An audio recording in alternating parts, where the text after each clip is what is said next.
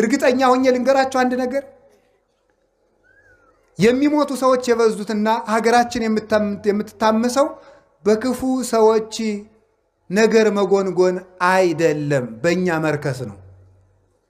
እኛ ንጹህ ከሆን ክፉ የሚመክሩ ሰዎችን ምክር ማን ያደርገዋል? እግዚአብሔር ይሽረዋል።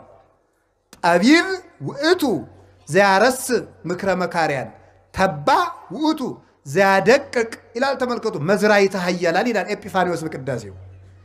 የመካሪዎችን ምክር የሚሽር የሚያስረሳ እግዚአብሔር ጥበበኛ ነው። ምክርን የሚሽር ኃይልን የሚያደቅ ነው።